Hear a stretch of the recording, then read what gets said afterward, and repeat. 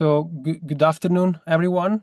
Welcome to the webinar on Insuring with Nature, Premium Rewards for Implementing Risk Reduction.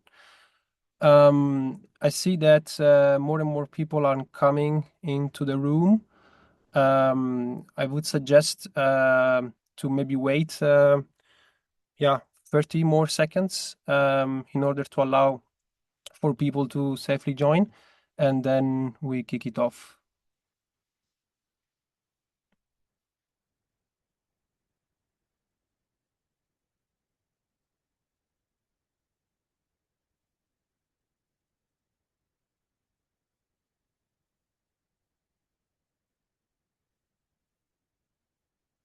Very good. I think the number is stabilized now. So welcome again to those that entered the room in the last few seconds. So welcome to the webinar about Insuring with Nature, Premium Rewards for Implementing Risk Reduction. The webinar is co-hosted by the RiskKAN, NATURANCE and CMCC. And today we host two speakers, Joanne and Jaroslav. So Joanne is an emeritus research scholar at the International Institute of Applied System Analysis, IASA, in Austria. And Jaroslav is a principal scientist at CMCC, Italy. My name is Alessio Ciullo. I'm the co-lead of the climate risk modeling for finance work package at the RiskKAN. And today I will moderate the webinar. So before we start, a couple of housekeeping rules. So we will first have Joanne for about 15 minutes. Then we have a Q&A session, and then we will hear Jaroslav presentation followed by another Q&A session. As you have noticed, the webinar is being recorded, which means that you need to, if you would like to then unmute yourself and speak, you have to be aware that this will be then published on the CMCC and potentially RiskKAN YouTube channels. However, if you don't want to appear in video, you can simply post your questions in the chat, in the normal chat, as well as the Q&A chat, and we will read them out loud. So without further ado, I think I unshare my screen and I leave the floor to Joanne. Hey, thank you very much. And I'll just share my screen. Let's see, there we go.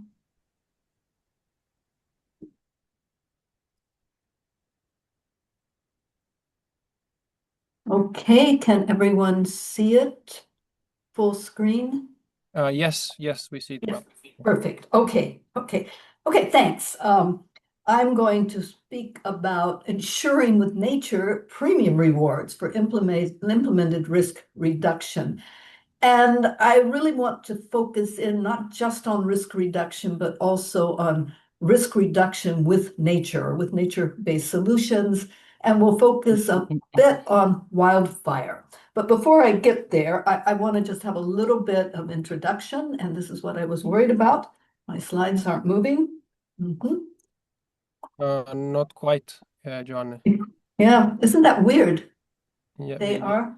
They were moving, but now they're not. Let me see what we can do. Yeah. Maybe with this. Okay, yes, there we go. Okay. Yeah, I'm going to start with the familiar. Well, at least familiar for me. I hope it's not familiar for too many of our participants today. And that's with automobile insurance. And just a short story. A few years back, I was in the US, I'm American, and I had the privilege of riding in the car driven by my nephew, who was 17 years old.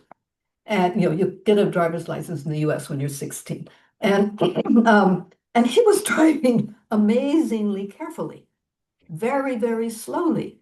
And I said to him, I said, why are you driving so slowly? And he looked at me and he said, Aunt Joanne, if I get one ticket, my insurance premiums will skyrocket. And so he was being rewarded for careful driving.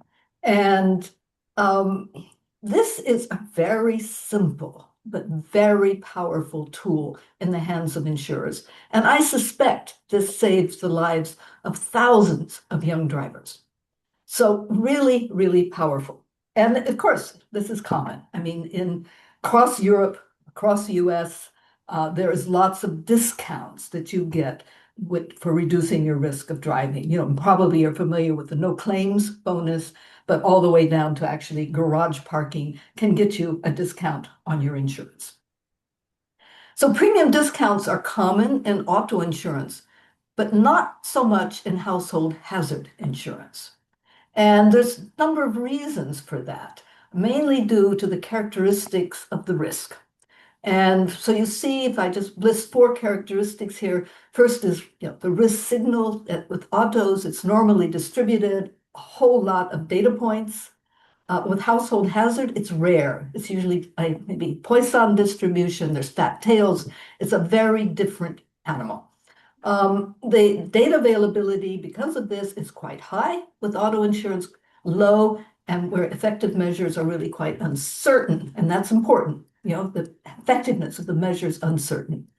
Loss attribution, clear with auto insurance, diffuse for household. And the last one is particularly relevant for our discussion today, is the cost to the insurers of verifying the loss reduction if they give a discount.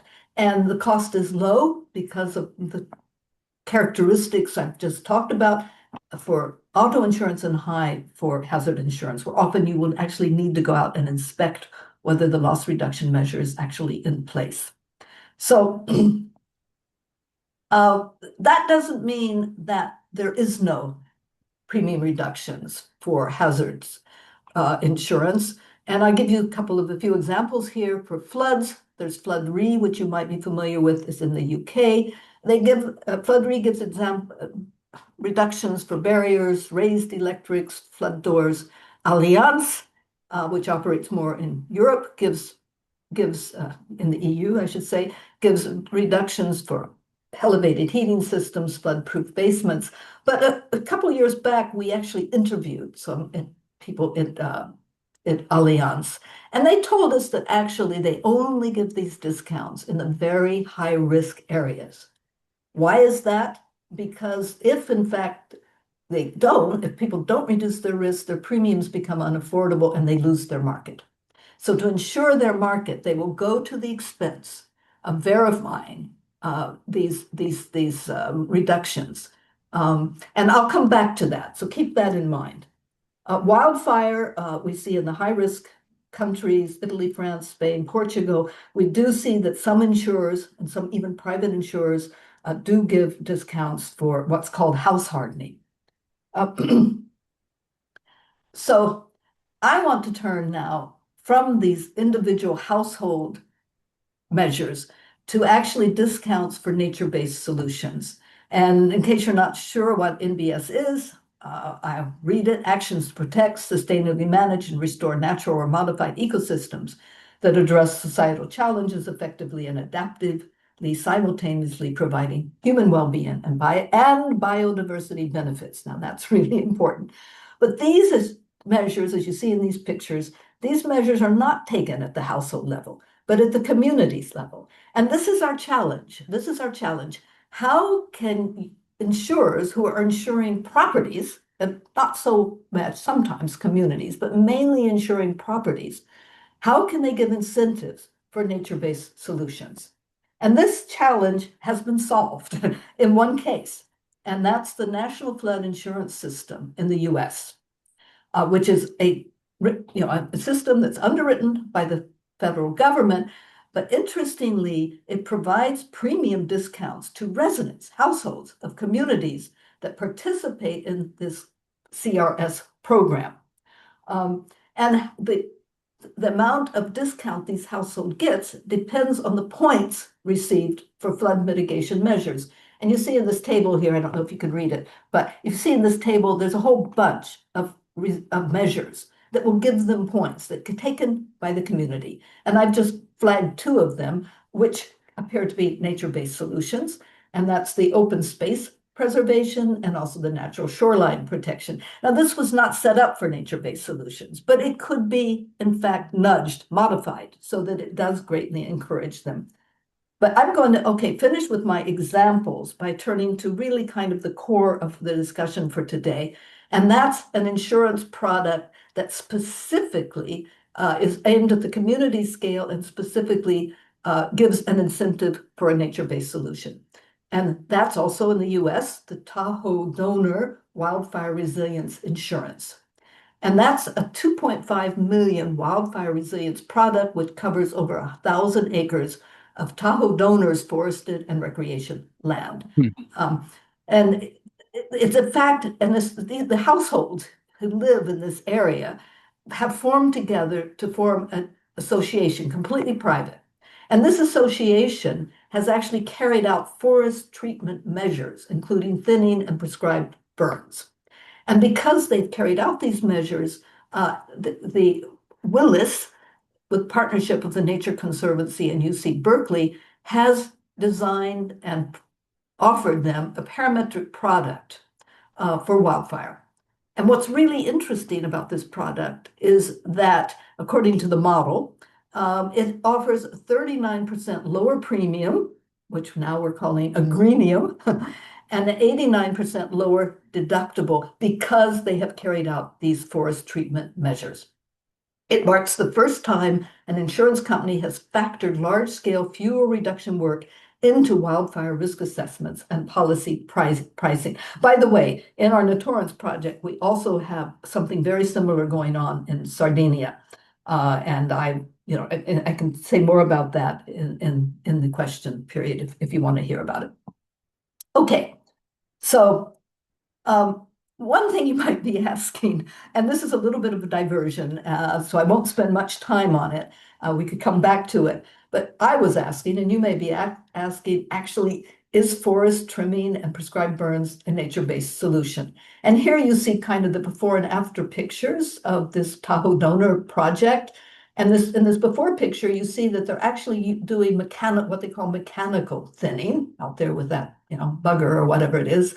And you see the after pictures, and particularly the after picture of the forest, you see it really looks like a park.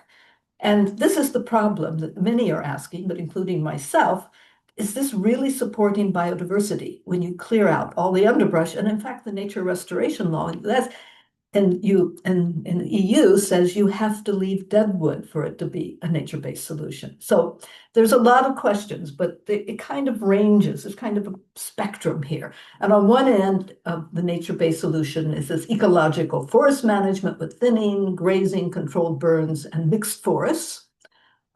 And at the other end of the spectrum, we have sort of what the conservationists are bringing in, saying it should be ecological thinning, rewilding, cultural burns, mixed forests, outside of the wildland-urban interface, just let it burn and limit development. So there's a lot of debate on this, but to move on with the presentation, let's say, that this is a nature-based solution. So, and it got a lot of attention. A feature article called it a groundbreaking new wildfire insurance policy. It could be a game changer, meaning this could start happening all over the place, that we give discounts for these kinds of forest and other types of nature-based solutions. So that's what I want to spend the rest of this talk thinking about. Is this a game changer? And I suggest that there's 3 enablers that maybe should be or must be in place for this to actually happen. And this is important if we want this to actually to be a game changer. And the first enabler I'm calling, I'm sorry, I can't see. Well, anyway, uninsurability, unaffordability. That seems like an odd enabler that, that premiums have to be now unaffordable before insurance companies are actually interested in this. And I talked about this before with Allianz. And it turns out, of course, no surprise, that in California, residential wildfire policies have increased by 123% and commercial policies by 161% between September 2020 and September 2024. And in this particular area, it's even getting difficult to even get insurance for wildfire. So insurers are pulling out. So, insurers are saying, well, we're losing our markets because people can't afford these premiums. Maybe we should do something and incentivize them to actually do some disaster risk reduction. So that's in place. That's first enabler. Second enabler is we really need some public sector financial support. Actually, the model treatment cost, the cost of actually going out and doing all this clearing costs roughly $2,500 to $4,500 per acre, which is about 3.6 million for this area that I'm talking about. And guess what? The U.S. Endowment for Forestry and Communities provided the funding for that. And guess what? They can't even afford the premium, the reduced premium. So the Nature Conservancy is covering the cost of the insurance premium through a grant. Okay, then you think, how, is this really scalable when actually it costs so much to implement this stuff? So that's another enabler, enabler two. And the third and last enabler, which is really core to what I want to my message of this talk, is that you need regulation. And in fact, it exists in California. Regulation 2644.9, let's be very specific, requires any insurance company that differentiates its rates based on wildfire risk. It requires them to incorporate discounts for wildfire reduction activities by households or communities. Really important. They have to do it if they want to operate in California or in these areas. And it's spreading. For instance, the Colorado Insurance Commissioner requires insurance risk models to take into account property, community, and landscape scale investments in risk reduction, like home hardening, defensible space, and forest management. And we say, oh, well, they can take it into account in the models. Well, guess what?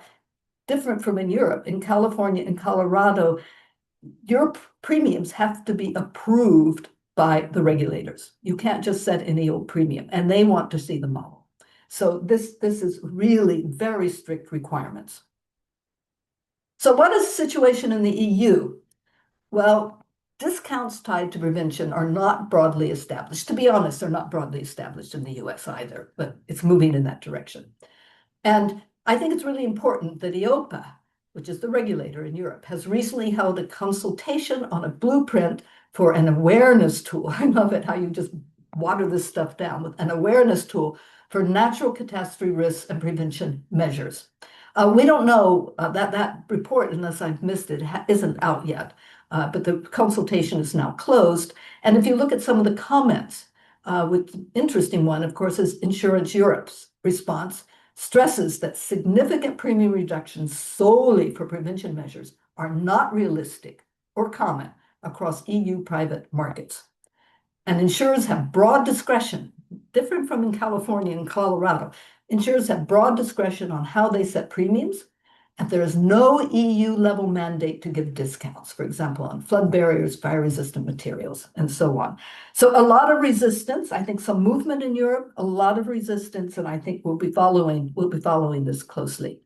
Okay, I'm almost finished. I just have this last slide. I'm not going to spend time on it because I think we want to talk about this stuff. But I'll just point out that we've been talking about incentivizing nature-based solutions. There's a lot of other ways that insurers can support nature-based solutions in both their underwriting pillar and their investment pillar by, for instance, ensuring natural capital, de-risking NBSs, enabling NBS financing, and declining cover for nature negative projects. In the investment pillar, of course, you've got philanthropy and ESG, you've got investing in nature-based solutions, and you have nature negative divestment. We've color-coded this. The greens look like, hey, they're going to scale up. You don't need regulation. Insurers can make a lot of money on these. They'll scale up. The yellows, I would suggest, are going to need a lot of regulation. And the red, I just don't know, it needs a completely new business model. So this is my last slide.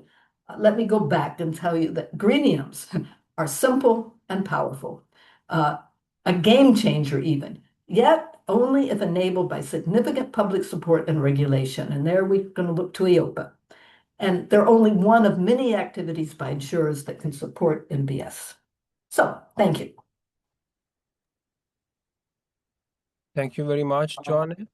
So we can now open the floor to questions. You're welcome to use the Q&A chat as well as the main chat, but also, as I anticipated, if you would like to simply raise your hand, and we can allow you to essentially speak directly to Joanne.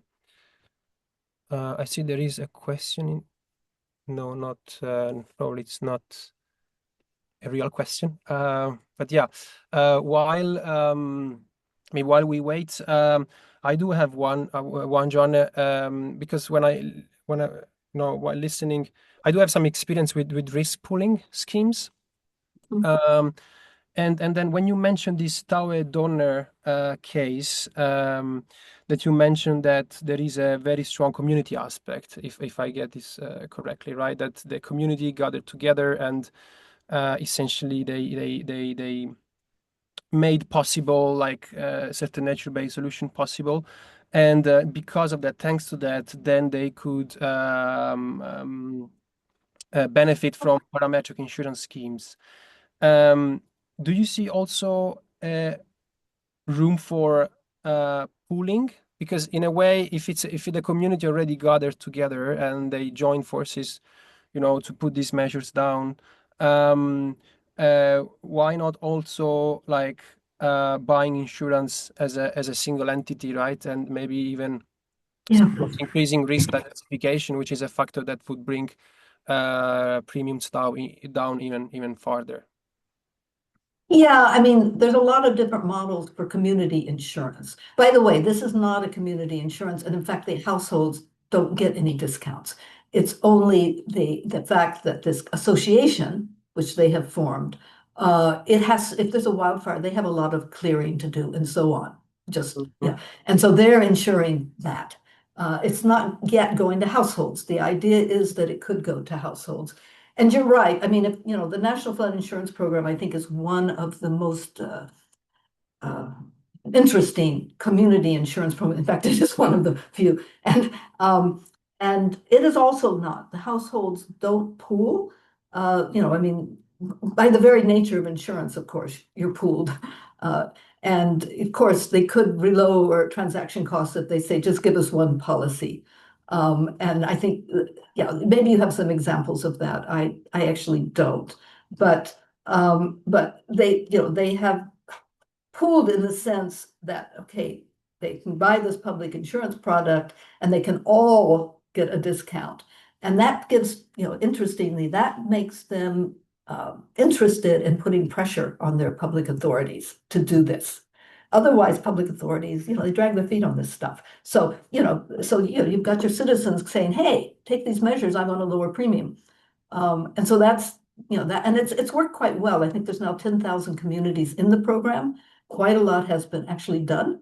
So it's having benefits. But your idea of, could they pool and then go to the insurer and say, hey, it'll lower your transaction costs if you give us all the same conditions or it is one model of a community insurance program. And I think there probably are examples. I just don't have them in my head.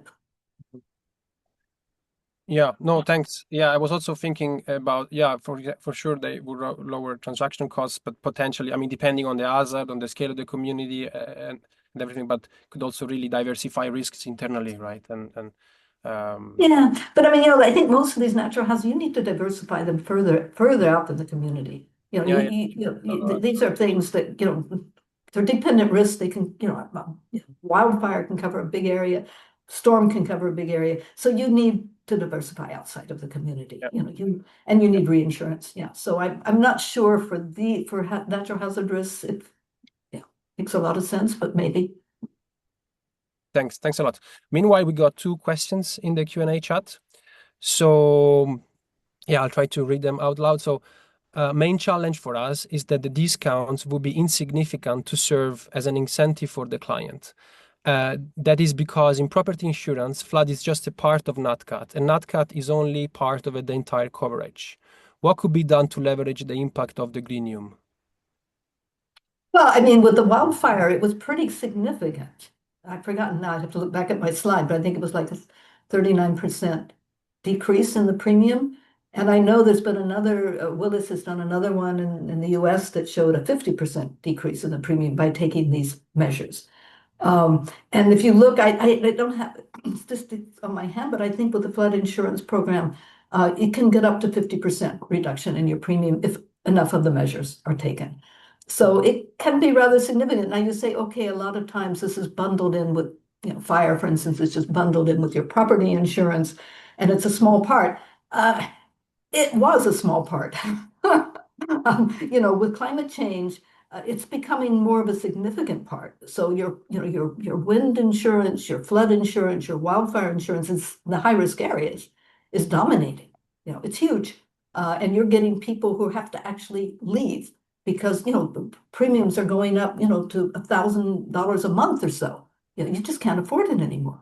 So so yes, it's insignificant if you're in a low hazard area and probably doesn't make much difference, but if you get into these high risk areas, no, it's quite significant. Thanks.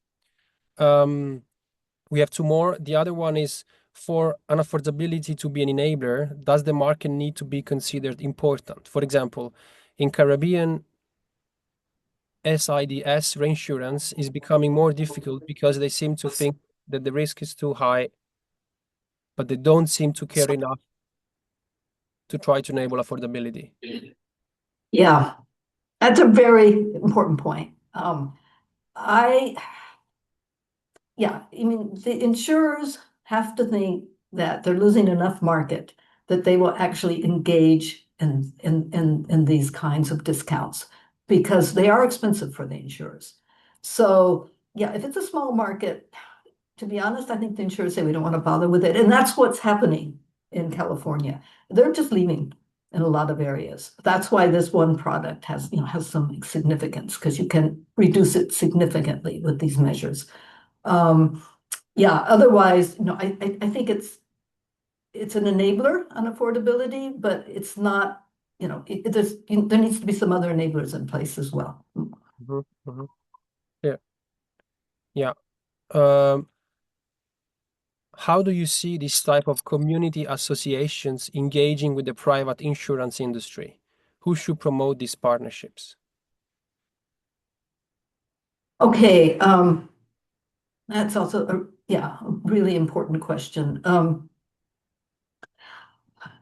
I think I think maybe Yaro might also want to speak to that. I think seen in Italy, some things that we say, but why don't we group together and discuss this with the insurers, and try to get these conditions negotiated, and that can be powerful. But keep in mind, that the big insurers aren't that interested in going down to that micro level, but some local insurers might be. I saw Yarrow turned his camera on. So, and I know they've been negotiating, I think, with insurers for a community product in a river basin. You might be able to speak to that, Yarrow. Yeah, thank you very much, John. Yeah, I will be covering that also in my part of the talk. And there are multiple ways, and I don't want to anticipate much, but in principle, we see that this is we are speaking about filling the financial protection gap, right? And that is the whole discourse that is moving the financial service like insurance into something which the public sector has a high stake in, and there's definitely a number of ways how to bring in the public authorities, the public citizen concerned action groups, whomever, in order to negotiate the terms of the financial protection provided by to their members. Thank you both. Let's not anticipate too much from your talk, Chiaro. So we have two more. Thank you. Very interesting presentation. This is a question about nature-based solutions related discounts. So do you think insurers would be interested in supporting the production of these data, namely by finding pilot schemes of sufficient scale, or is this something they feel others are responsible for producing? Oh, right. That's kind of that's the magic question. Will they be interested in this. I mean, you know, the kind of working hypothesis is that insurers, not just insurers, asset managers, bankers, that we're all in the same boat. And in fact, if these natural disasters get worse and worse, climate change gets worse and worse, they have so many assets themselves that are going to be stranded. They're in big trouble. Yeah, and they know it. But at the same time, most of their jobs depend on short term. And I think, you know, one of our, so this is the challenge. And I think, you know, Yara would say it's happening. I would say, I'm more the skeptic. You know, that will they move to taking this longer term perspective and say, we're willing to reduce some of our short term returns and really invest in some of this longer term work. And I heard a webinar the other day with a pension manager in the UK.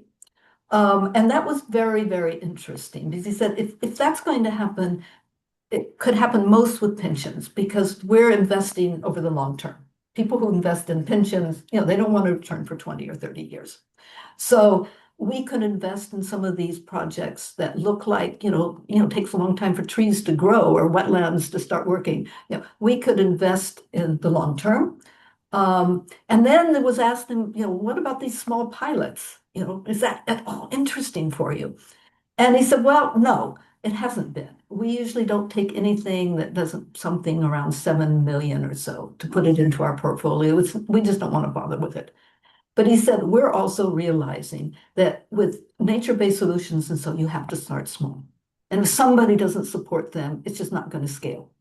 So, you know, so I could only say it's in discussion, and let's really, you know, that's the exciting part of this, and let's hope it goes in that direction. Thank you.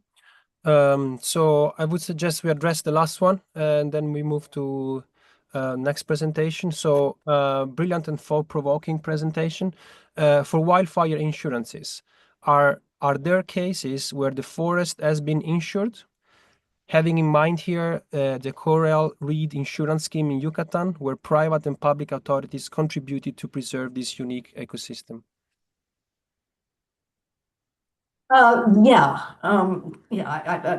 Coral reef insurance, does that translate over to forests? Well, one, forests have tradition, I mean, private forests have been insured. I mean, there is even a insurer called Forestry, which just changed its name. And, you know, because of the timber, I mean, the commercial interests of forest. So if your forest burns down, you want to get a compensation. Now, you know, ensuring the forest has an ecosystem service. It's a little different than coral reefs because coral reefs, you know, apparently you can send divers down and repair them. You know, you know, a forest isn't that quickly repaired. You know, the ecosystem after a major forest fire. I mean, minor forest fires actually are really good for forests. You know, we don't need to insure them because actually it's great. That's what ecosystems need. It opens up the forest, more water comes in, more light comes in. Lots of things won't germinate without heat. So, you know, ecologists tell us, yeah, you want small fires. You just don't want the big fires up in the crowns. And yes, I think, and then there's a lot of debate, actually, do you even want to replant the trees once it burns down? Shouldn't you just let it naturally emerge? So it's a little different than coral reefs. It's not sure how you restore a forest ecosystem after a wildfire. Thank you. Very clear. Thanks a lot, Joanna. And obviously, we probably have few time at the end to also address questions for both speakers. Yeah, thanks. By the way, these were great questions. Thank you, really. Yeah, thank you all. Thanks, Joanna. So now we move on to the next presentation by Yaro. Yeah, thank you very much, Alessia. Thank you, Joan. That was really brilliant. And so my name is Yaro Misiak, and I am with the Euro-Mediterranean Center on Climate Change, CMCC, as Alessio introduced it.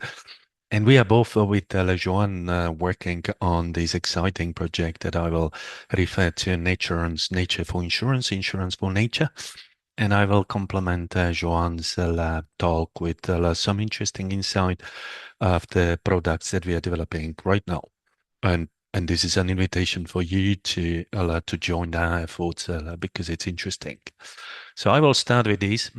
So about you got into it, right? You have seen probably the positive effect of encouraging the nature restoration as a way of reducing disaster risk. There's also the opposite part of it, right? It's the nature degradation is increasing the disaster risk together with the climate change and creating more, preparing the ground for uninsurability or similar down, sides of the financial protection.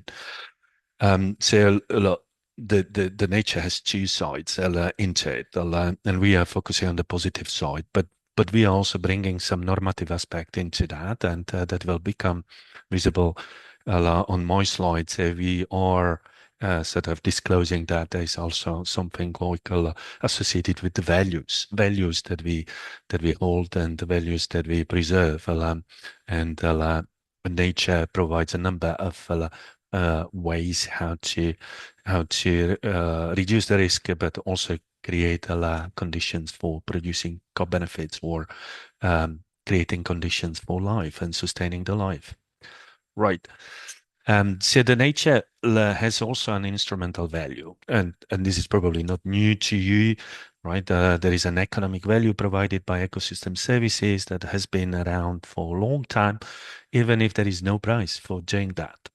So this is visualized on this very simple graphic, right? If you invest into restoring the ecosystem services, you generate a value, and it's part of the sound public policy and sound business model innovation to try to capture that value and turn it into a mechanism to promote the risk reduction or to reduce the disaster risk. Right. This is on the example of the mangrove forest, but there are many others. So this is what Joanne was referring to when she was speaking about greeniums, right? It's a certain reduction of the premiums that you are paying for insurance, or it's a acceptance of lower return on investment because you are satisfied of the purpose for which you are investing. And so the environmental economics has this notion, greeniums. So it's not linked only to the insurance. It is can be transferred also to the investments, and it works, right? There is a certain way of demonstrating that the greenium is there and can be measured. And this is what we set out to do, right, in the NATURANCE project, Nature for Insurance, Insurance for Nature.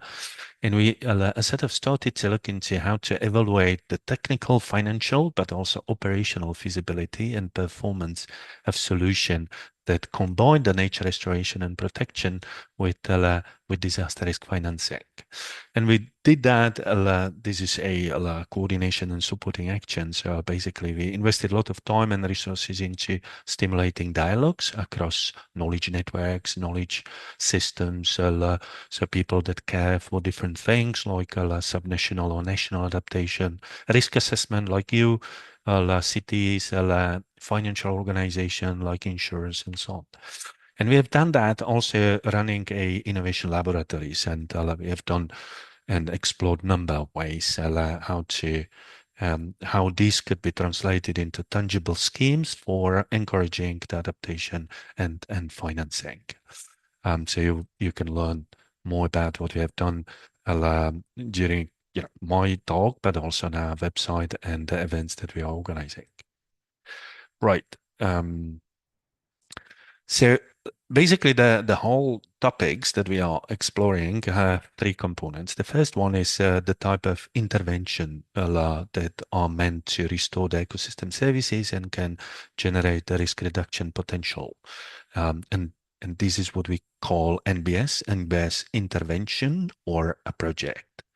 Then there is a financial scheme that is harnessing the value that is generated by those schemes and distributing the co-benefits, but also collecting the revenues in order to ensure sustainability, sustainable maintenance, repayment of the initial investment into nature restoration, and so on. So this is what we call the product or the financial scheme, right? In the solution. And then there is a technical capability that is especially interesting for you. You are expert on risk assessment, performance assessment, and this type of assessment is absolutely needed in order to ensure that the project or the NBS is delivering, right? And under which condition it is delivering and for whom and so on. So it looks into the performance across different probability levels or return levels of certain extreme event, and the reduction of the threat, the initial threat that would have materialized if the solution was not implemented. So this is the quantification of the premiums.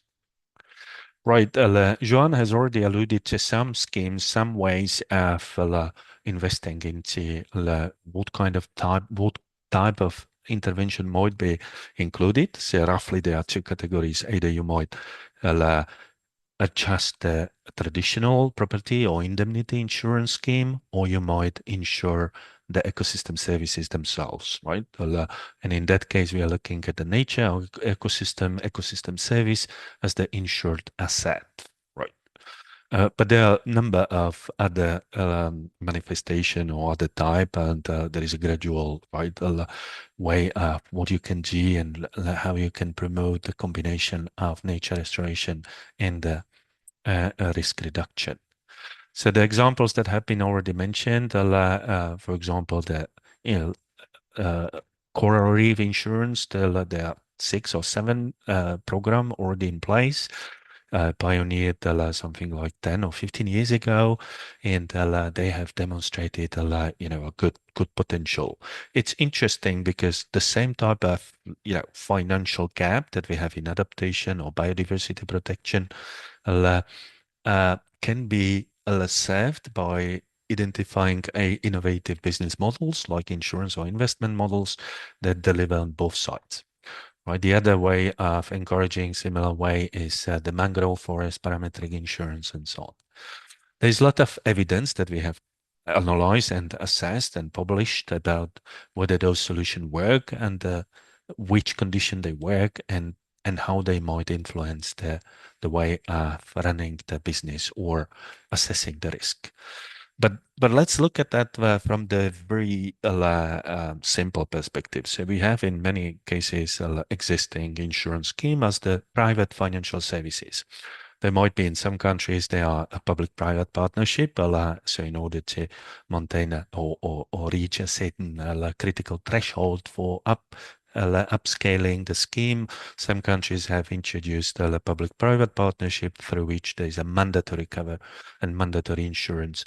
But let's speak about the private financial service in the pure form, right? So it's a financial service that doesn't create any incentive for you to reduce the risk or very little. Joanna has mentioned some of those in the car insurance. That's right? In car insurance, there are certain incentives. In the property insurance, the traditional form of insurance, there is none, right? So what might happen if this persists, right? The climate risks are increasing, the damages are higher and higher. And at some stage, Joan mentioned that the insurers withdraw from the market and stop providing the insurance. So you have properties that are uninsured, and because insurance is a critical infrastructure, part of the critical financial infrastructure, so you have also the impact on the property prices, right? Immediately the property price goes down, and there is also a quantifiable effect of that, right? To what extent the exposure to certain type of climate risk might be capitalized in the value of the property, and it's estimated, right? It's between 5 or more % at the aggregated level in US or in certain European countries. So that means if we are neglecting this, then we are creating conditions for risk propagation and potential financial or stability risk. Right. On the other hand, if you are intervening on the insurance and you are including some incentive for changing the traditional insurance scheme into incentive, especially for taking care of the environment or the nature or ecosystem services, then you are generating certain benefits. You are extending the business viability in certain places. The insurance is provided for longer period. The damage is reduced, and co-benefits are produced for everyone.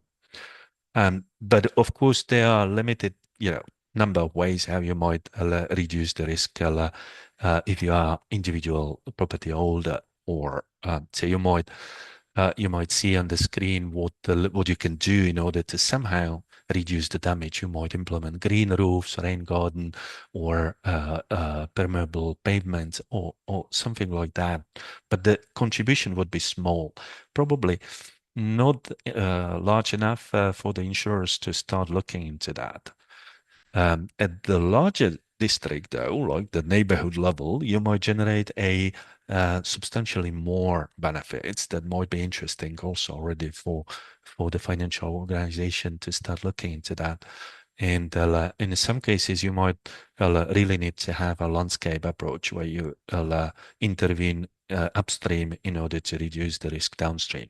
And this is all if you are doing studies on the payment for ecosystem services. So basically, this type of risk financing has the same type of issues, like how to aggregate the individual contribution to risk reduction in order to create the critical mass for the financial organization to step into. Right. So what we have done, a part of exploring different schemes, what we are doing, we are looking into to what extent similar intervention might become a mainstream or might reach the mainstream. With other words, we try to disentangle whether this type of thinking is a niche, a small niche that remains insignificant and basically as a part of corporate social responsibility of the insurers, or whether this has a potential to reach the mainstream. And we have a set of develop a horizon scanning or strategic foresight exercise where we are looking into different trends and signals that we can see around us and try to interpret those signals. Right. The first trend that we see that there is, and this is familiar to you, there is much more investment into making climate risk data accessible, understandable by those that can use that in order to do something on the ground. And said all these we call democratization of the risk knowledge, right? So basically there's much more available out there. And if you're looking for climate risk information, it would be weird if you don't find something useful also for the places where you live in. We have Copernicus Climate Service, we have Destination Earth, we have number of shared computational platform and data and models that all deliver open access or open source modeling capabilities and data.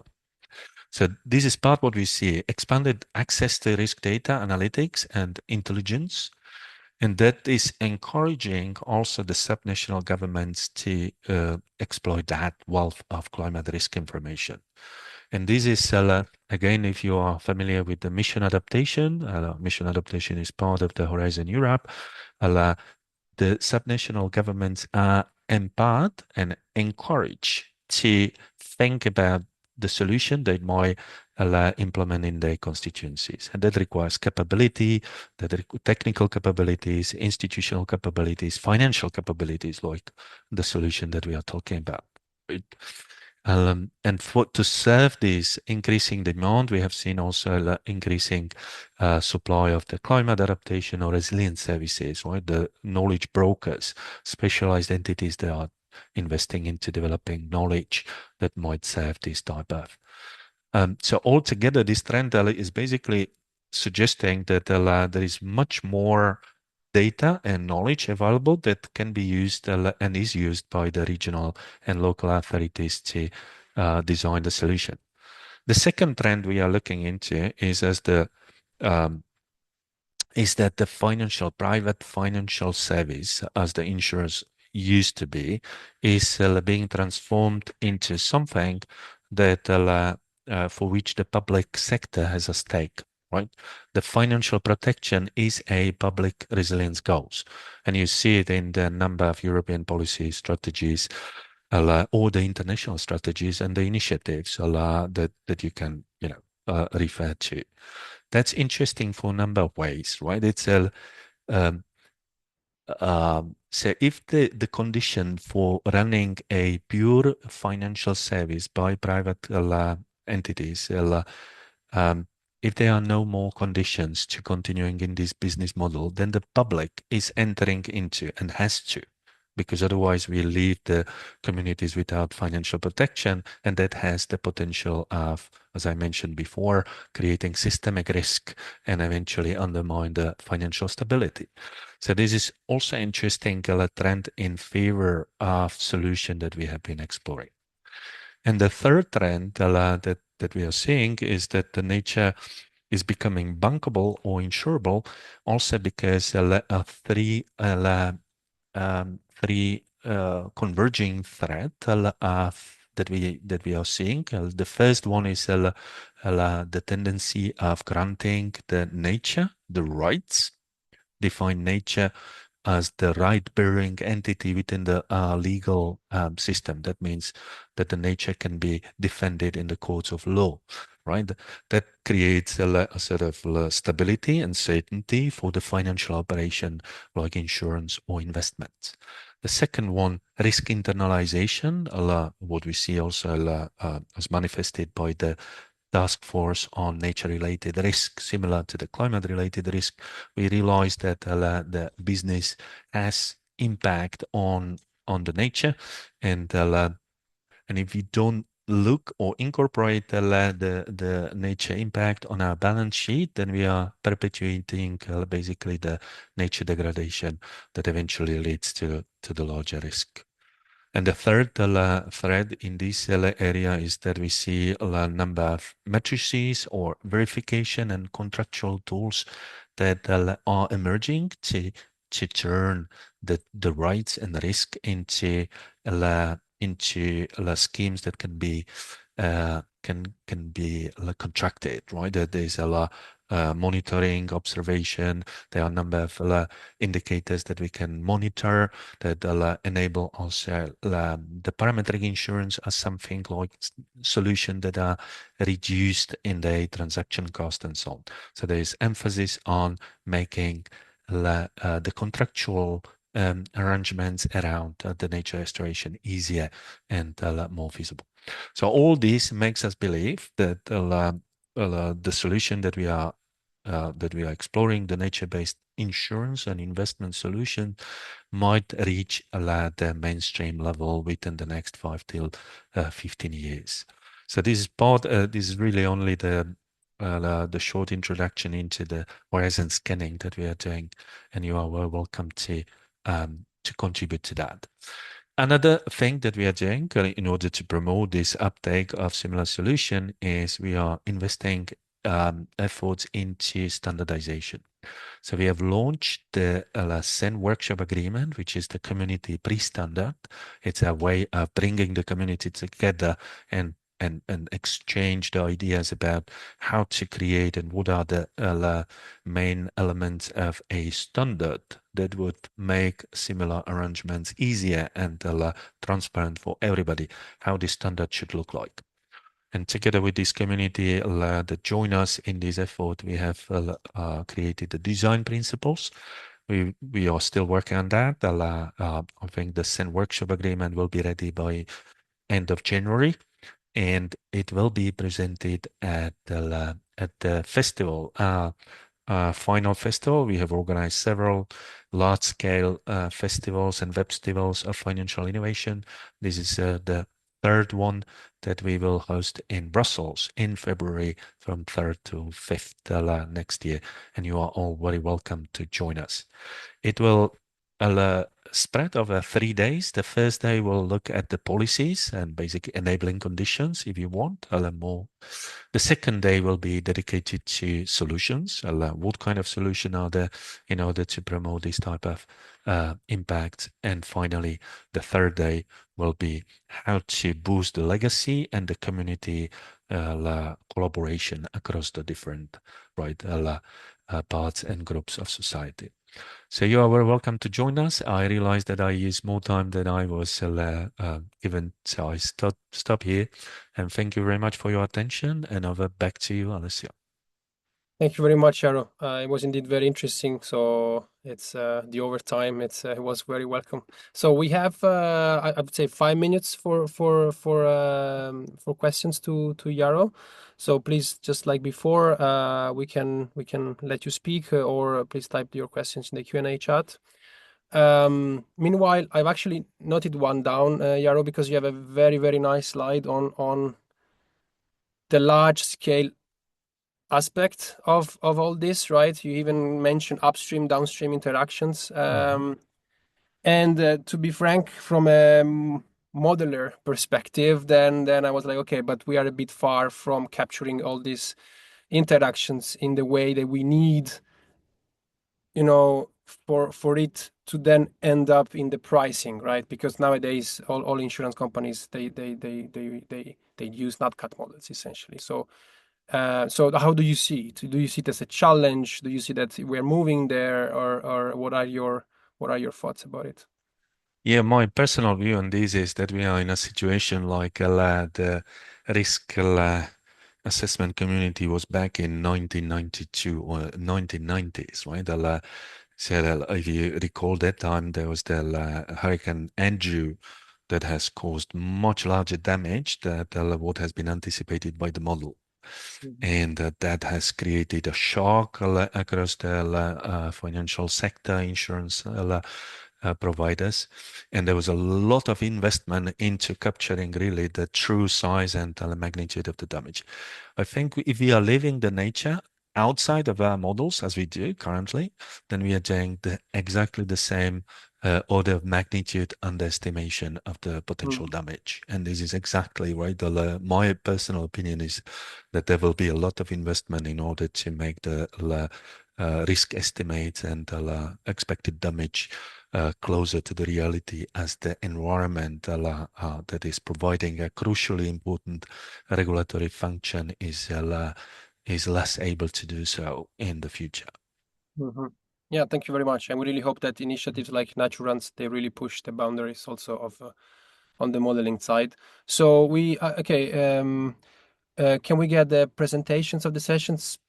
I let the speakers answer, but I would say so. I mean, you will have even the recording published on YouTube. So and then maybe Jaro, you would like to just reply to that one quickly. And then the next one is, what about the limits to the effectiveness of nature-based solutions in light of more intense weather events, like record-breaking Cat 5 Melissa in Jamaica? Yeah, no, absolutely. Yes. Melissa is the most powerful hurricane that we have experienced recently. Yeah. So the first one, we are happy to share the PDF version of our slides, and you will find them also on our website and on the website of the RiskKAN. So that's perfectly fine. The second question is, yes. So we have been doing and reviewing the evidence of how much the nature-based or nature restoration in general or nature-based solution can reduce the damage. And of course, that's a function of the intensity, right? If you have a type of Katrina type of hurricane, or if you have the extreme precipitation, the Dana that we experienced last year in Valencia. So having a certain size of ecosystem restored might not have made a big difference, right?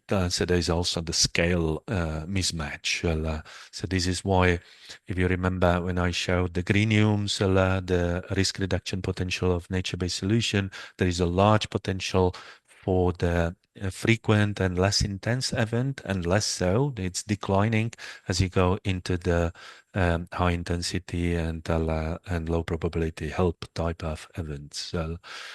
So this is why nature-based solution needs to be complemented with other type of solution in order to guarantee the standard of safety for this type of high intensity and low probability events. This is without saying, but the same applies also for any type of other adaptation solution, right?